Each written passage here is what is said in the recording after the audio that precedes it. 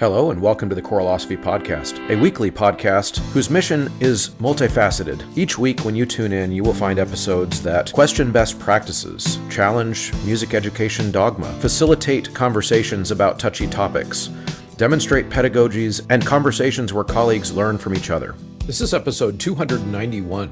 Wrestling with AI in the arts with Beth Philemon. Should we completely reject AI in an all-out boycott in the arts and in education? Or should we embrace it with no reservations? Or possibly is the answer neither? Like all new technologies, there will be problems. Early adopters and late ones, and some that never get on board. In what areas can AI tools help artists and educators be better at their jobs? But also, which AI tools are a genuine threat to the arts and to artists? Today, I am joined by Beth Philemon, and we are diving headfirst into a topic that makes a lot of people in the arts deeply uncomfortable: artificial intelligence. I know the immediate reaction for many of you is absolute frustration or exhaustion. You see AI and you think about copyright theft, corporations exploiting artists' hard work without consent, and the massive environmental footprint of these data centers. Those are incredibly valid, serious concerns, and we're not here to gloss over them or pretend that they don't matter. So if you are aggressively anti-AI, I want you to stick around for this exact conversation.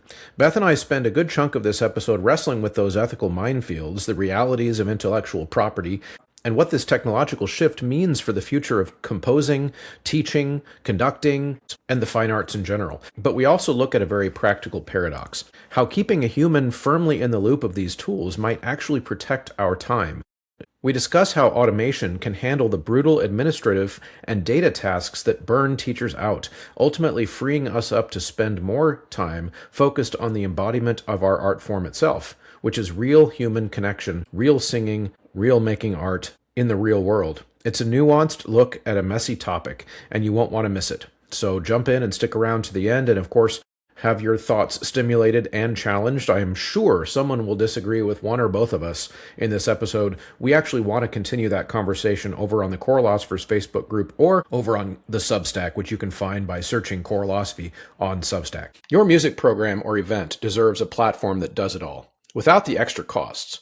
With Ludus, you get seamless ticketing, built-in marketing, powerful fundraising, and volunteer management, where volunteers can sign up, schedule shifts, and track hours with ease. Need to sell merchandise and concessions in person? Ludus Retail lets you log sales by each group, track inventory, keep everything organized. Hosting music lessons or theater camps? They have a classes feature, which makes registration and student tracking effortless. And it's free for your organization. Thousands of programs already trust Ludus because they help you focus on what matters most: the performance. If you haven't already, I really think it's time for you to ditch the bulky sight-reading books, the paper, all of the things that are already in the kids' folders in your classroom because it's not customizable to what they need in the moment. Sight Reading Factory allows this and so much more. And then the work we do in the classroom can be customized to what they need in the music and the repertoire they're learning, and it can be customized to their current learning level as a group. So use the Choirlosophy checkout code, Choirlosophy. When you check out, it'll give you a 10%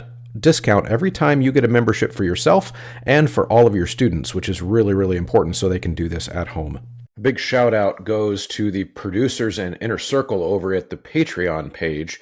These are folks that are really dedicated to keeping the lights on here at this show. Venture Studios, Chandler Smith, Brian Long, Michael Herron, Kyle Peterson, Steve and Kathy Kakachik, David Kowalczyk, Max Jackson, Angie Schilling, Rebecca Chalk, RJ McCracken, Michael Shimp, and Kyle Siddons.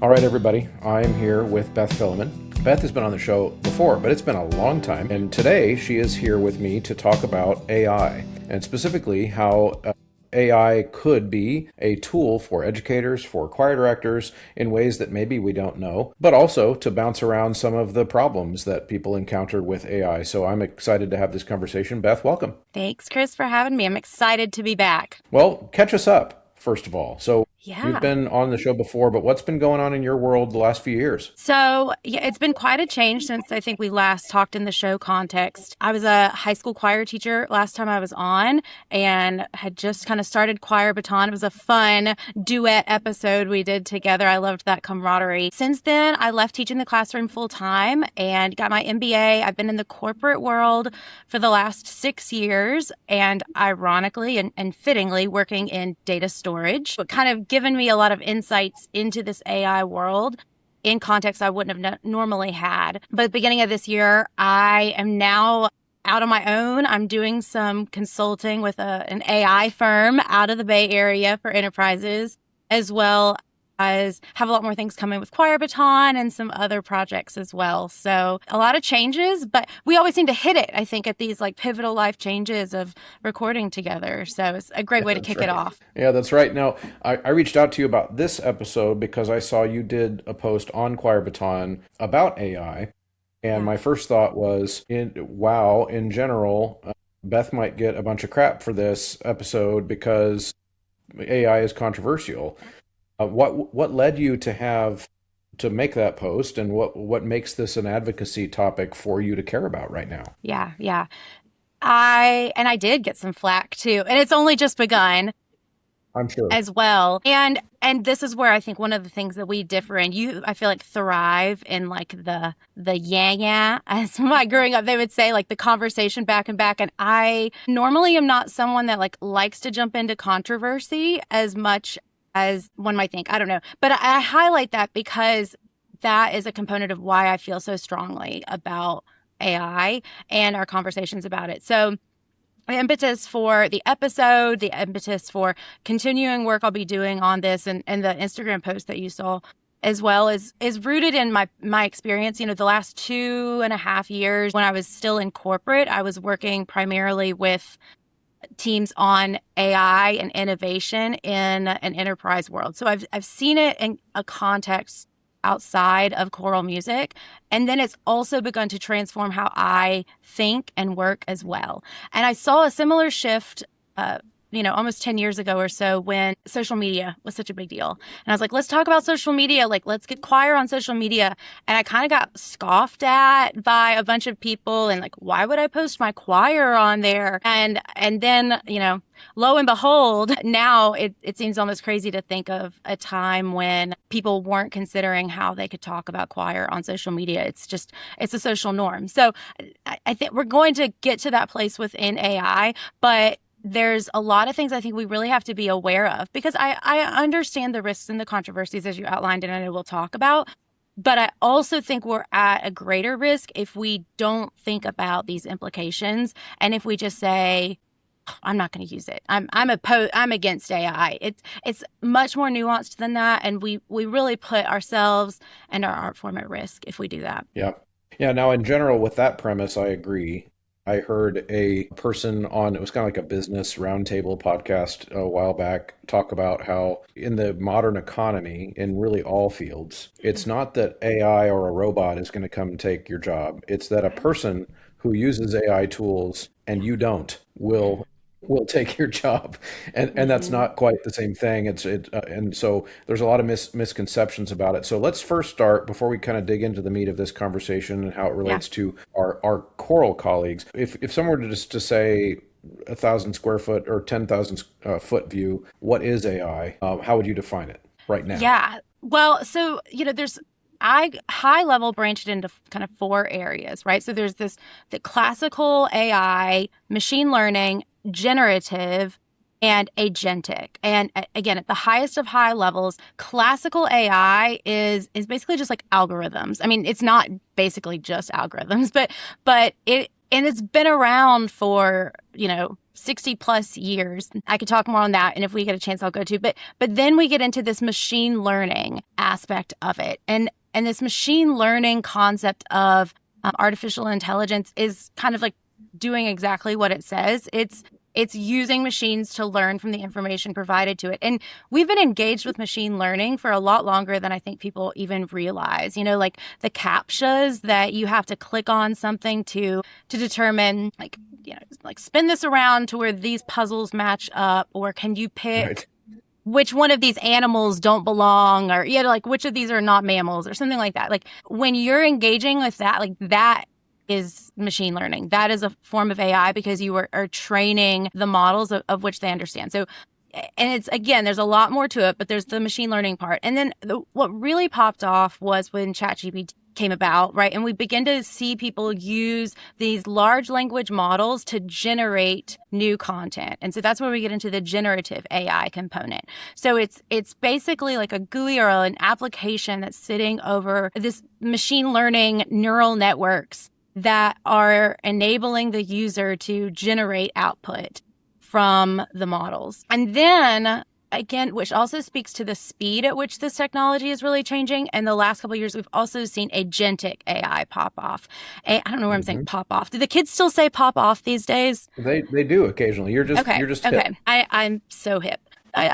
But so agentic AI, right, is when it's basically you have the agent happening and you don't have to, the human is not initiating it. And that's one component, all AI, like this is one misconception, right, is that the human is not involved. All of AI has a human in the loop element, right? It's just where the human is in the loop that changes.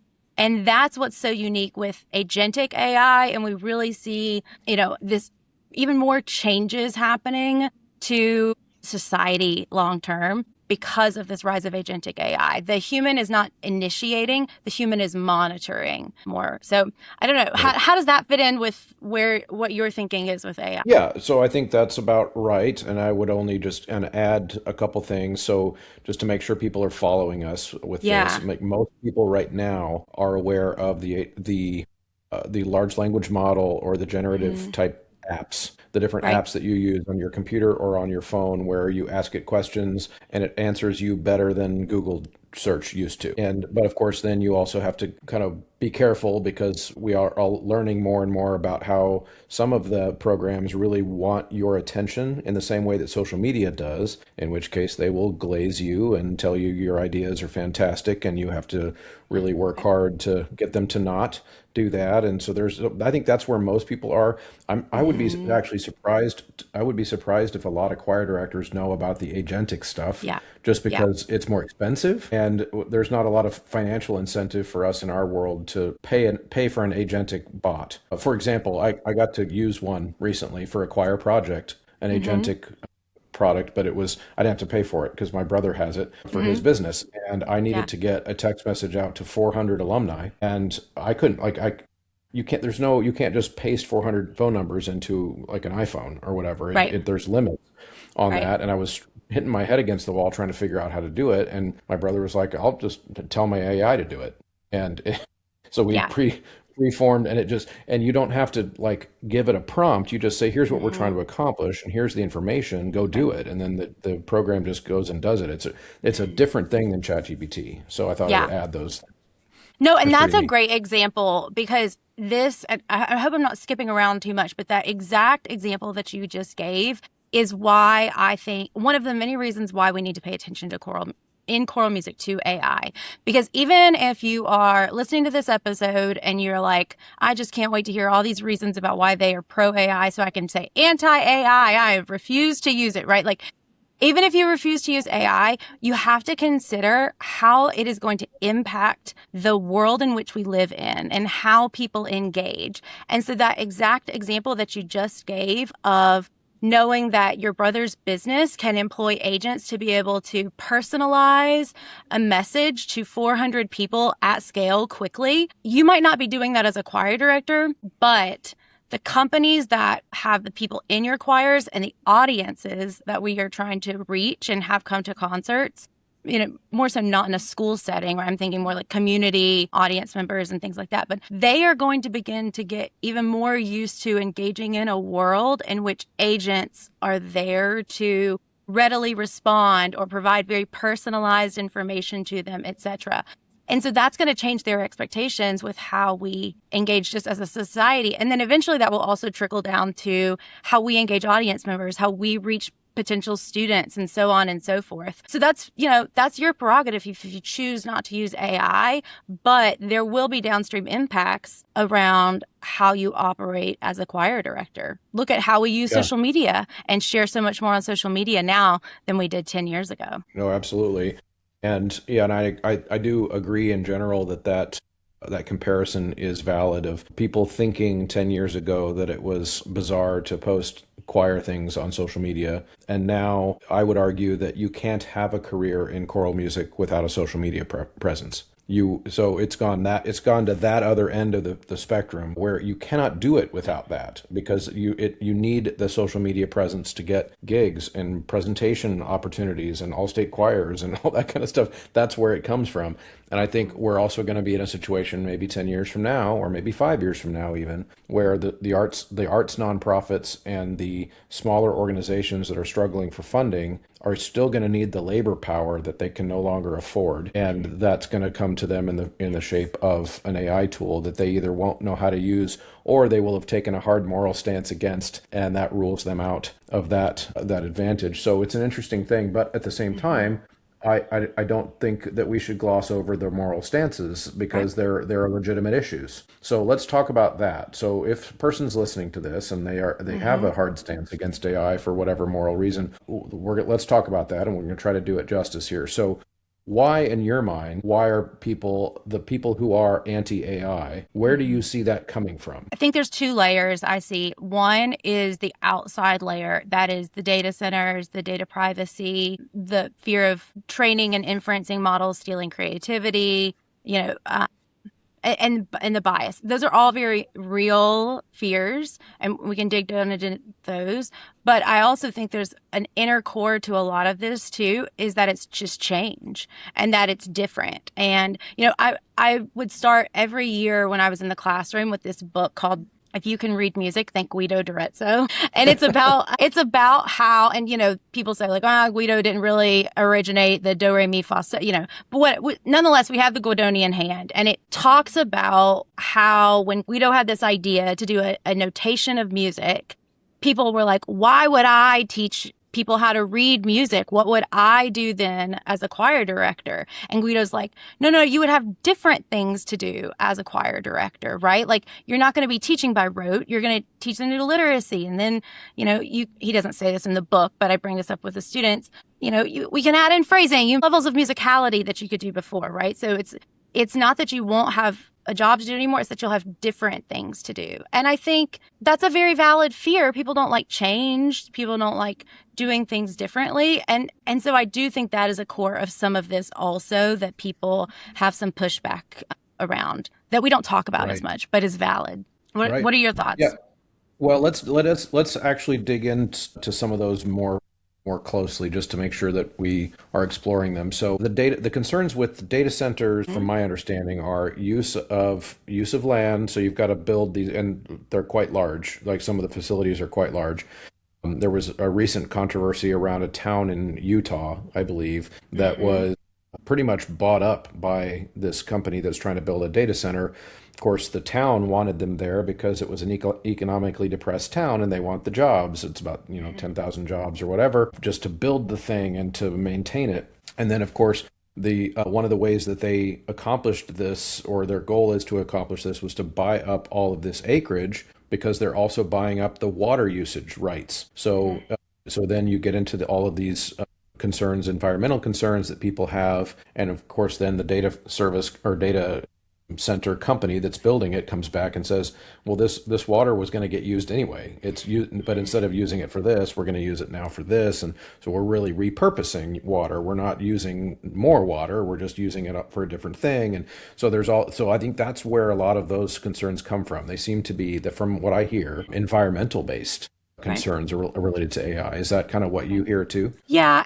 And one distinction that I've learned, quite frankly, in the last 10 years that I do think is important to this is when we say data centers, data centers have actually been around for a very long time, but there's the AI data centers that is where the environmental concerns really lie, because for all of the reasons that you just gave, including power usage too, and the heat generated from these plants, etc.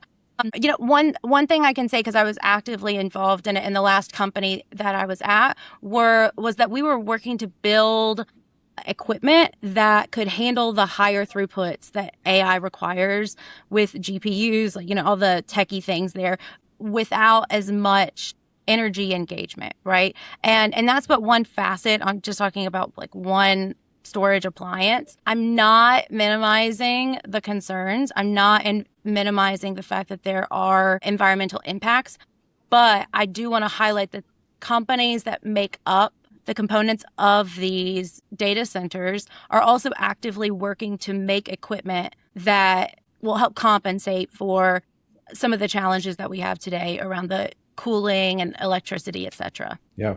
And I would say, I would add too, that with any new technological boom in history, the people who make the technology get better at it over time.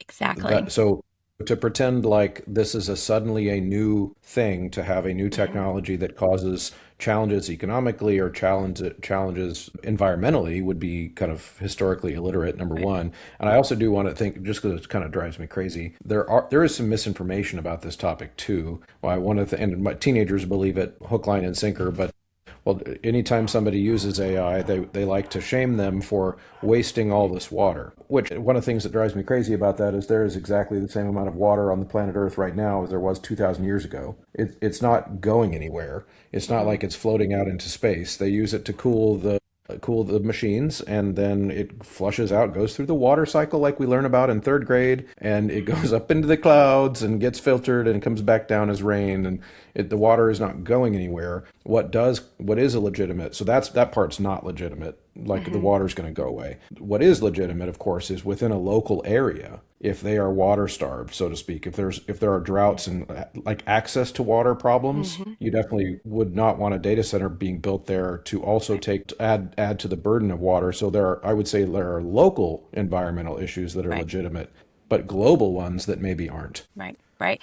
If you've been dreaming about taking your student group on a trip, your choir, but you want it to be more than just a bus ride and a performance, you should check out Kaleidoscope Adventures. They've been planning exceptional student travel for more than 30 years, and they specialize in creating experiences that are both musically meaningful and logistically smooth.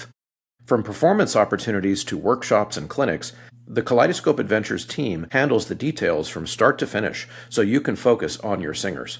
If you're ready to plan a trip that truly fits your choir, visit mykatrip.com or click the link in the show notes. It makes sense. And again, I think that you highlighted this well as well with any technology that is newer. There's always going to be this accelerate, like it gets better over time. And that I think is one of the unique things, and we'll get to this later, hopefully, is the research and the speed with which AI can kind of stitch things together. I think this technology will afford us opportunities to better solve some of these concerns that we have today and in new and inventive ways that were not available to us before. And I have no idea if this is valid. I just saw it on the encyclopedia known as TikTok, right, earlier in the day. But someone was saying that, like, have you looked at how much water golf courses use? And again, I don't know. I have not like fact checked any of that or whatsoever. Oh, sure. But it's, again, it's a premise of like water concerns and people's access to water is also not something new. And now that just Joan down the hall is yelling about water, like, Joan, where were you 10 years ago? What'd you do for Flint? Like, different things like that. We have to be careful.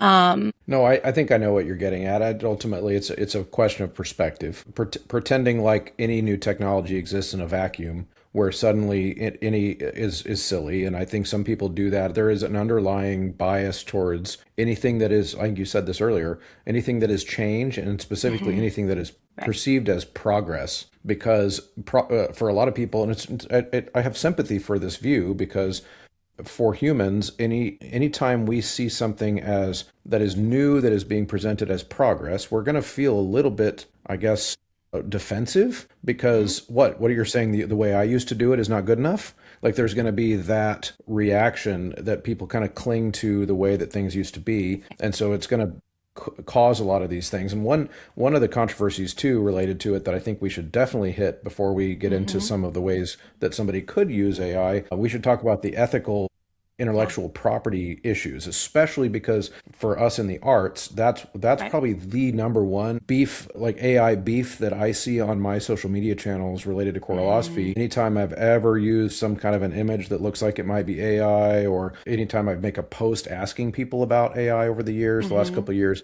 that's the one that comes up the most, more than the environmental stuff for music people, is we shouldn't be using it because it's stealing art from artists. How do you parse that idea? Yeah. So two factors for that in my brain. And while also, again, understanding the validity of concerns around creativity and the reality that, well, so let me start with number one. So AI has, there's also two sub buckets, right? We talked earlier about 4 types. There are 2 components of that, and that is training models and inferencing models. And that's actually kind of connects to some of the concerns around the environmental aspects, because the training models and the requirements for to do the training is a lot higher impact, a lot more energy in those types of settings. And then you have the inferencing models. When you pull up ChatGPT or Claude, Gemini, etc., you're leveraging a model that is an inference model,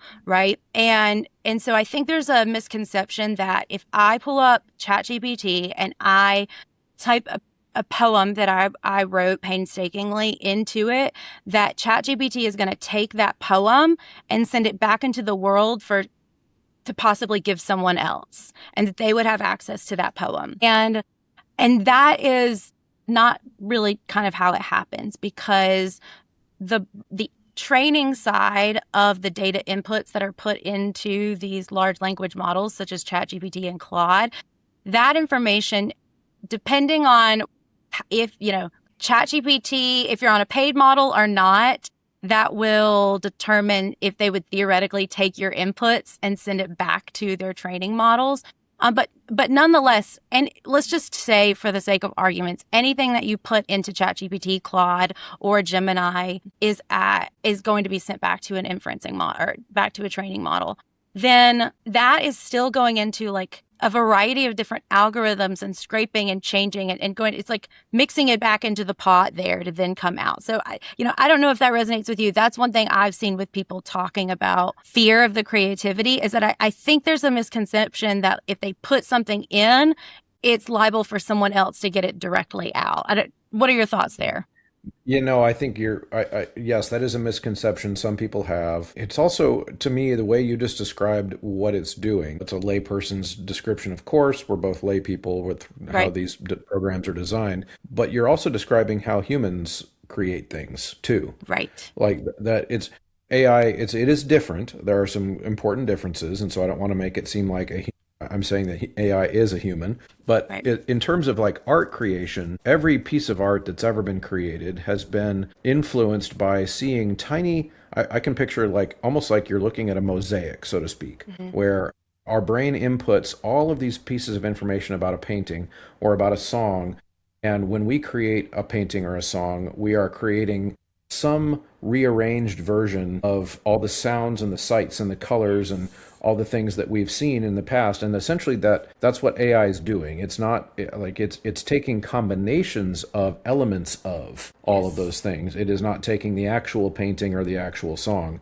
But I honestly don't even think that that's the legitimate concern. I think there are other legitimate concerns, Yeah. but just almost like that's the one that people talk about. Right, right. Well, and I love that you brought up that pattern base. Like, I think of it, you've had Carol, I think, on your show before, right? And Carol talks a lot about in music literacy, pattern based music acquisition. Like, that is it. This is a language, which we can get into some of the other specific music implications there, because again, we're really just talking about the context of some of these more general large language models. But the other thing is, like, if I think back to my early days of choral lit classes, and I'm talking about, chant, and then we get into like cantus firmus masses, like that was the deal, was for them to take a plain chant melody and then begin to add harmony over top of it. And, again, I don't want to like minimize and say that's exactly what we're doing here, but to your point, we are the product of all of our previous inputs and how we choose to output them. And this concept of copyright is also still relatively new in the span of the Western choral music tradition, at least. Yeah, for sure.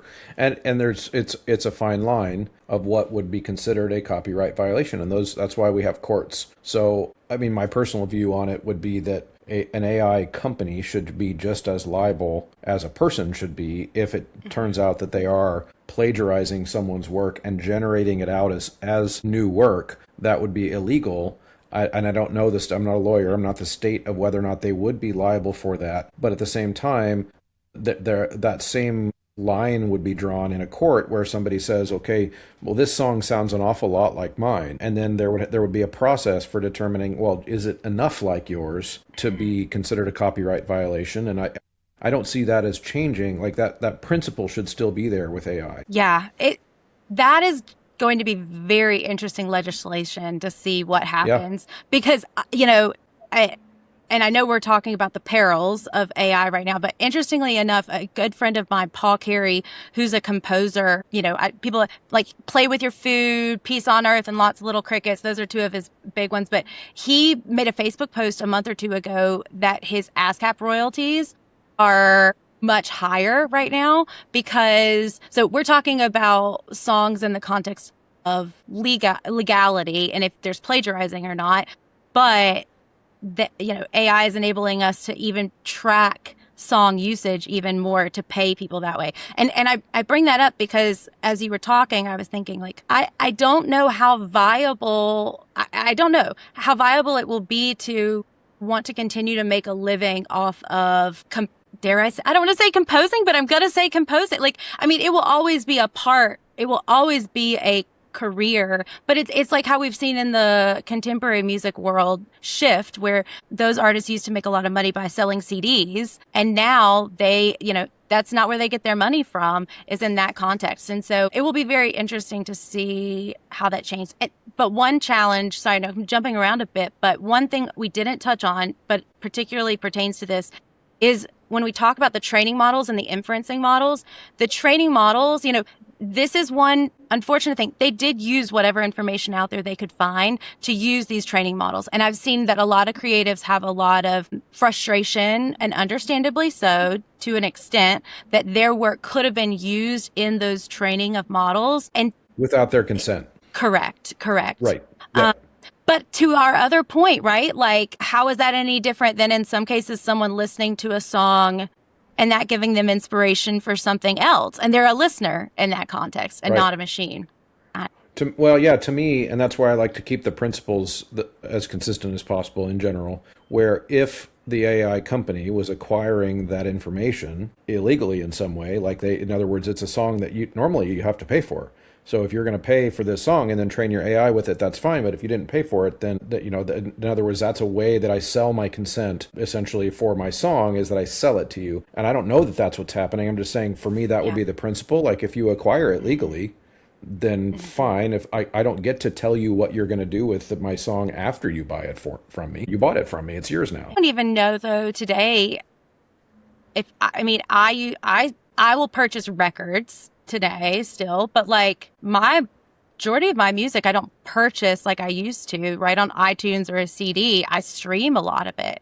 So when you say like I purchase that music, I think that it looks very different for a lot of people. Don't you pay for a streaming service? Right, but it's a subscription. I'm paying access to it, but I'm not owning the physical copy. That's right. But nowadays, the artists that are participating in those streaming services, they agree to that. So that is voluntary. They are giving their consent to have your musical information, your musical data, so to speak, out there. Right. So it's an interesting thing because and I actually want to go back to something you said about whether or not in the future composing will be a thing as much as it is now. And I've thought about this too. In fact, I was asked to speak on this very question at a panel discussion at my university, or my alma mater. They invited me to come be on this panel. And it was a panel of artists, and we were talking about employability in the age of AI and blah, blah, blah. That was one of the topics. And somebody asked me, because I was like the ensemble music person on the panel, about composing, and whether or not composing would be a viable career when AI can just churn out a song that sounds very convincing. And the way I explained it would be like, I actually used a really bizarre metaphor because it came to my mind in the moment, which is, it's like cheese. And I said, there are like artisan fine cheeses that people will always want to buy. because they are handcrafted. They have a more complex flavor. They have like a personal touch because they come from a certain farm and a certain place, and it has a certain flavor that you can only get there. But then there's also American craft singles with the little wrappers that you pull out. Like people are going to buy it because it's convenient, and so to me, that's what a lot of the AI music is. It's craft singles. And if it's going to be the background music of your commercial, and are people going to lose some jobs because of that? Yes, because that used to be that you had to hire a person to write every background song for a commercial, and then it's becoming more and more automated. But those are craft singles. There's, I do believe, even in the future, that people will still want to buy the artisan cheese because they'll want to know that it came from a person, because that's partly what attracts us to art is that it has a human connection. So I don't think that's ever going to go away, because that's the one thing AI can't ever create. So, So two components to this. So the first, and I touch more on this in my particular episode that I released on Choir Baton, though, is your American craft cheese version. So last year I experienced quite a bit of loss and grief. And over Christmas, I was traveling and I stumbled to a song. I was listening to the words and I just like really connected to the words, and it just really like spoke to my soul during a very challenging time. And I began researching the artist, and I was like, oh, yeah, like this is an AI piece, like, and I sat with this, like, I mean, I was really touched by this piece of music, by the lyrics in it. Like, yes, I know it's production, like not what I would have done necessarily, but like I was moved by this piece of music, and it is AI. And for me, that was such an interesting thing to hold, because it speaks to, like, sometimes I love a grilled cheese with that old American cheese. Like, it, you know what I'm talking about? Have you, like, the grilled cheese with the old plasticky cheese? It just like hits the spot. And so then I was like, well, if I were to take this AI piece and say, make a choral arrangement of it, right? And then it becomes performed and it's done with more art. Like, is it any less music or impactful in that context? And there is an a cappella group, and I think one of the Ivy a cappella groups I saw, again, on the great new encyclopedia of the world that is TikTok, that they had taken an arrangement of an AI piece or an AI arrangement and then performed it in their a cappella setting. So like this concept of AI generated music being invalid or less valid or, on a lower spectrum of validity is understandable, but I don't know how sustainable that is. So that's one part. Yeah, no, I want to get into the ways that we can use these tools if we choose to, for sure. But I just wanted to, to add one thing, which is that there's also nuance with the ethics of this related to who's doing it and why. So if I'm a small independent music creator, I've got no funds, I'm 19 years old, I'm living in my mom's basement, and I want to try to make it as a musician. And I've got an AI program that I can afford where it's one of these really cool ones where you sing in the melody that you create, but then it can help you with orchestration and making it, there be brass instruments in the background and percussion, et cetera, because I can't afford to go to the studio and make my track sound professional. Are we really going to tell that kid that has that musical dream, no, you can't, because that's taking away musician jobs that you couldn't have afforded to pay for anyway? So whether you had that tool or not, you just would have had no musical dream, versus some big movie studio that does have the resources to hire an orchestra. And suddenly they're deciding, well, now that there's this AI tool, we're going to not hire all these orchestra musicians so we can just go do it on the cheap. To me, those feel different ethically. Yeah. Okay. So I'm not arguing with that, but this is like a massive gap right now in AI that is so important, I think, to the choral world more than anything, but also like the instrumental world of classical music. But we've only talked about leveraging AI in the context of audio, not anything written through transcription. So there is a gap right now to that exact point. Let's say, what was that kid's name that had the dream? Theoretically, I didn't name it. Was a hypothetical kid, but we can call her Tammy. Tammy. Okay, great. So Tammy wants to be, I just want people to like envision Tammy like desiring at home to make this like life as a musician. Tammy orchestrates all these pieces, right? And the studio is like, oh my gosh, yes. I saw Olivia Dean's recording of her performing with a string orchestra, and we believe in paying real instrumentalists. Yes. So we won't have AI instrumentalists perform on the track that we're going to send to the movie. We'll pay real instrumentalists. He just has the AI transcription or the AI piece, which is just sound. It still has to be transcribed, right, for the instruments. And that is a massive gap right now because of how the language is represented. And we can't go into a ton of details, I know, because of time, but that is where I'm very interested to see how the industry evolves, because in a big research area of mine. So if anyone is listening to this and is like, oh, I have thought, like, please let me know. I've been talking to a music theory. He got his doctorate in music theory, and he's now working for Amazon as a machine learning sound engineer. And there's a ton of research in the music tech world around this as well. It's not something new, but it's more prevalent because if you write, and let's just use a choral example. I make a baller choral bop on Suno, and then I want my choir to go and sing it. The quality of transcription for them to be able to have it from a music literacy standpoint is not there yet. And for sure. And there it won't be for a while because it requires such, and it's getting there. I can point to people with like areas and teams that are doing the research on it.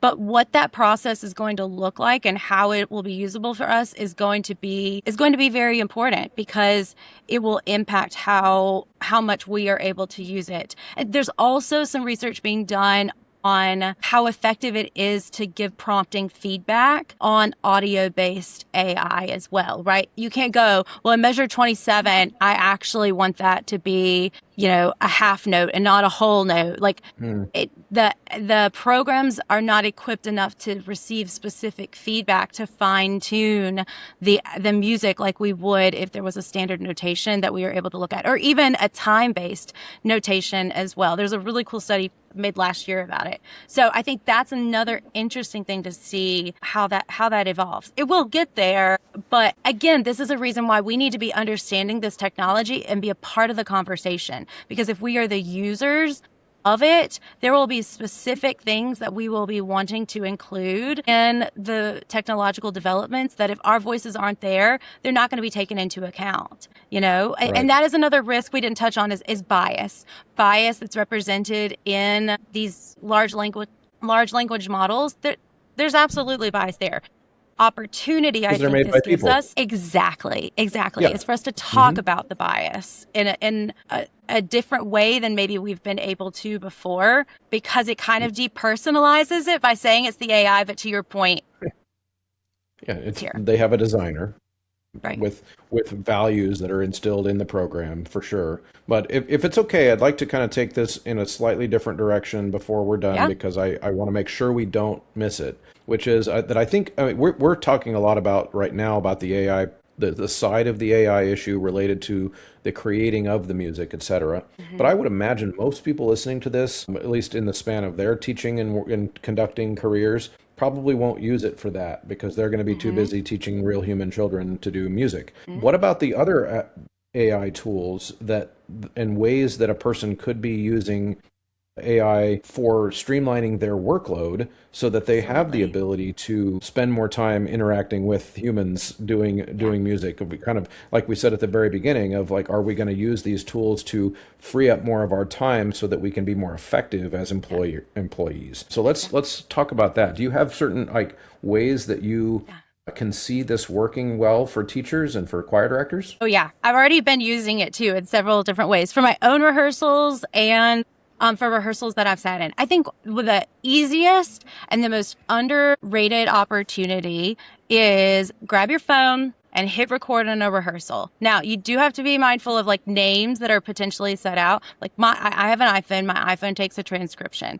I take that transcription, I pop it into my large language model of choice, and I have prompts that pull information out of that. So one of my favorites is to then, like, I guest conducted for the North Carolina Master Chorale Youth Choir last year, and I did this very thing. And then left baller notes for the conductor. When he got back, I'm like, we worked on this and this and this and this. And it was so specific because I was able to design a prompt that was able to tell what we did, where there were still gaps, what went really well, where they still need to look at for the next time. In fact, he wrote me back and he was like, I've never received feedback from someone that's guest conducted for me, like on a rehearsal. That was so thorough. And I couldn't remember all of those little things that we had done in a rehearsal, right? Much less to like making me sit down at a desk and I'd be like, the rehearsal was great. You got to watch the sopranos at this measure and the tenors here and, be more general. So to be able to give him the specific feedback was huge. And then likewise, I think community choirs and church choirs, but also school choirs, because when you have kids that are absent, to be able to say, this is what the sopranos, altos, tenors, basses did well and did not do well. These are areas to work. This is what we rehearsed. This is what went well, what didn't. Here are notes for the choir.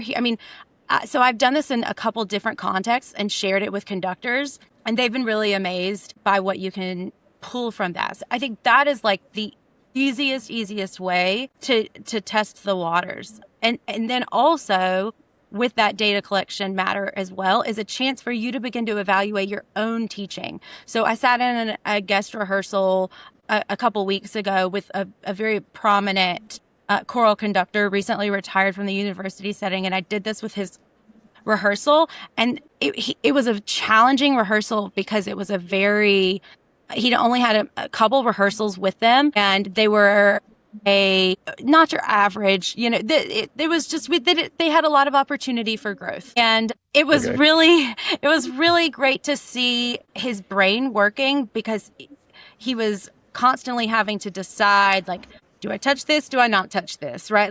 Which we do a lot of times in the school day anyways, but in this context, it was just really, really cool. And so I had the recording and I said, talk to me about all of the different modalities that he used there in his rehearsal. And it was a way for me to compile data and share with him as well. Like, I know you were just like, let me get through this rehearsal and make sure things don't crash and burn and we sound good. I'm generalizing. He didn't say this, but I was like, it was so wonderful to watch you work and to see that many different types of, teaching strategies, conducting strategies that you were using, because it was really requiring you to pull a lot from that. And so it's an opportunity for us to reflect as educators and as conductors about what we are doing well, what opportunities there are for us to have growth, and to do it in a way that's like just with ourselves and a thinking collaborative partner. Yeah. Yeah, I've got some other examples. Those are really good examples. I've never thought of recording my rehearsal for the transcript purpose before. So I'm definitely I was nervous. Chris, I'm going to send you a prompt to try with it, and I'll be curious to see what your thoughts are. I was nervous. I was skeptical. I was like, yeah, so let me know. Yeah, I've recorded rehearsals for the purpose of hearing what the choir sounds like right afterwards, but I've never done it for that reason. So that's definitely an interesting one. I also think about, like, for teachers, all of the clerical aspects of our jobs that can be helped. So I mentioned earlier having to be careful of mistakes that LLMs make, large language models. I've recently fired my ChatGPT. We got in a fight, and she no longer works for me. And I've switched to Google Gemini, who I much prefer, and mostly because I'm able to try to convince the program to be less fluffing of my ego, because it just drove me crazy. And so one of the first tasks that I gave Google Gemini when I switched over was, because I'm a big educational data person and I advocate for it on the show and keep track of what our kids are doing and over time, so that I can evaluate myself as a teacher. So I have pretty much been keeping data since about 2013 in Google spreadsheets. And Google Gemini is a Google product, which they are very, very compatible in that way. And so I started uploading all of my data spreadsheets from 2013 to now at my program, and just asked it to show me trends that it notices, and put it into a way that I can then show students our program's growth over time in measurable things, the things that we measure, all the way from music reading ability to how much time are we spending outside of class working in voice lessons and trying out for honor choirs and, taking ensembles to festival and singing in musicals, like we measure all that kind of stuff from our kids. And it was it came up with this amazing little graph that the kids could see, and you can see the pandemic. It all goes down for a second and then it comes back up, and like it was a really powerful visualization. Yeah. Now and then, so that was one, and then another one just last week. I used Google Gemini to do a thing that used to take me hours, which is the summer camp that I run. All of those enrollments come in, usually about 100 total, come in through this Google form. And there's all this questionnaire stuff that they have to answer. And then there's all this back end organization for us to be able to communicate with these 100 families before they get to the camp. And so now I just go over to the right side. There is now a Google Gemini chat in my spreadsheet where I can just ask it to do all those things that I used to have to do manually. Even like simple things like how many of each size t-shirt do I need to order for each of the kids in each of the different choirs? And it's just instant, and I don't have to count them anymore. Yes. Those are amazing use cases. Absolutely. And I think that's the key, particularly for teachers looking at administrative tasks, anything that you have to do repeatedly and that you hate. That is a perfect use case for you to begin to automate that. But you also highlighted something, Chris, that I think is so important. And that's the data component of all of this, right? Because like AI doesn't exist without data, first and foremost. Right. And honestly, like it's just looking for patterns across the data, like we referenced earlier with music, and then using those patterns to make predictions. It's not deterministic, it's probabilistic. Make predictions about what it's inferring you want as the output. So I, as an educator, always really struggled with capturing certain pieces of data. And this is an encouragement to anyone that's going through national board certification. Like that process really made me buckle down and think more data driven in that context. But for me, music and teaching always was like such a feeling, such an embodied sort of a thing. And I think that we easily fall into that trap in this field. And it's great. And it should be. And it's the differentiator, right, for AI. But we live in a data-driven world. And not only do I love that you show that data to your students, but how powerful is that data to be able to show to admin in schools that are struggling to get funding, in communities that are struggling to support the arts programs. And the thing is, I think in choral music, there is so much data that is around us that it can feel overwhelming at times to figure out like what it is. Is it qualitative? Is it quantitative? Like how to begin to do this and how to measure this. And that is where AI can really begin to shine also, is helping us determine it's also only as good as what are your values? What are you wanting to show? And then from there, what data do you need to be able to support that, right? So you just talked about going to All-State, kids that are going to lessons. Like those are clearly things that are important for you as an educator within your choral program. And so those are great data points. And this is the opportunity for a teacher that is struggling with some of these things outside of just, normal time and capacity management tasks, because you're asked to do everything under the sun, is to sit down and say, okay, I know I'm doing great work. Let me now use this collaborative partner to help me substantiate that. Right. Yeah.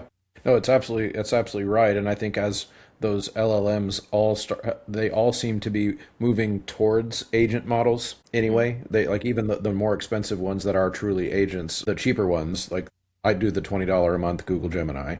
Yeah. For example, it even has certain agent type capabilities that are and more seem to show up. Like every time I open it up, it's really quite amazing that how quickly the technology is going. But as we kind of wrap this up, I'm going to drop a take here, and I want to see if you agree with it, and just kind of, and you don't have to, won't hurt my feelings, but as to summarize this conversation that we've had.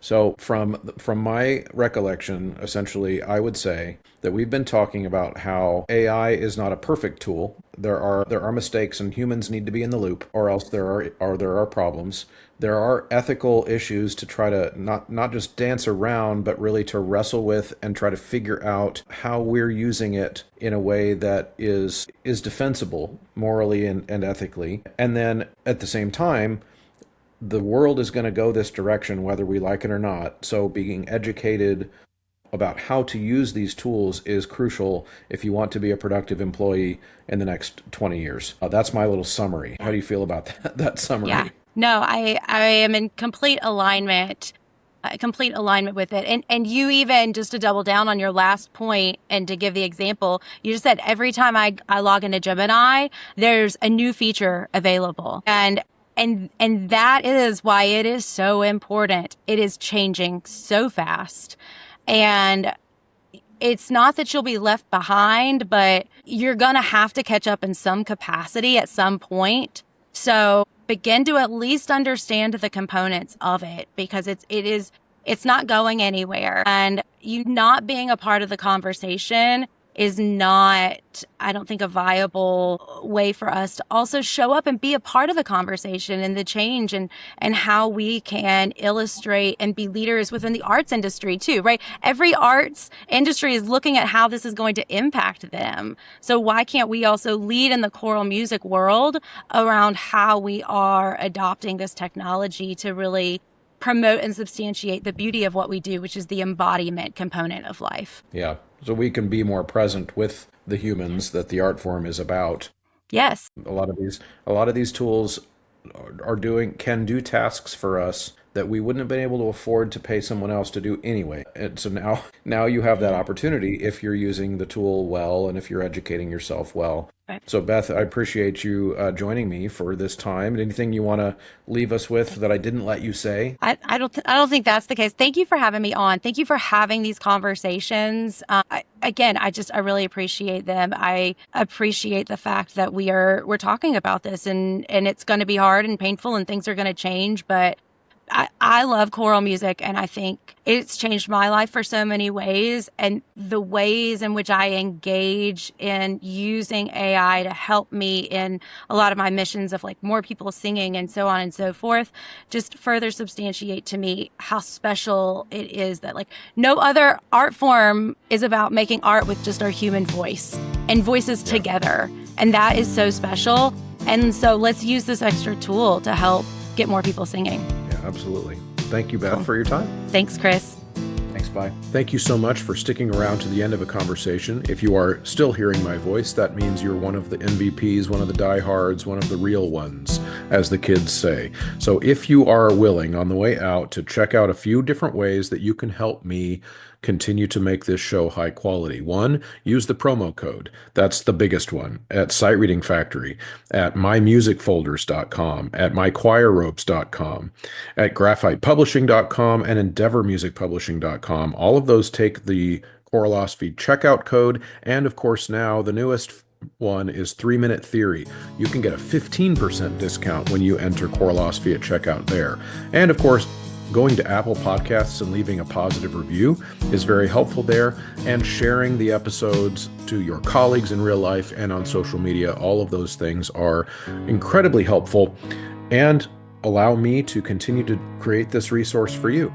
Thank you so much for tuning in. We'll see you next time.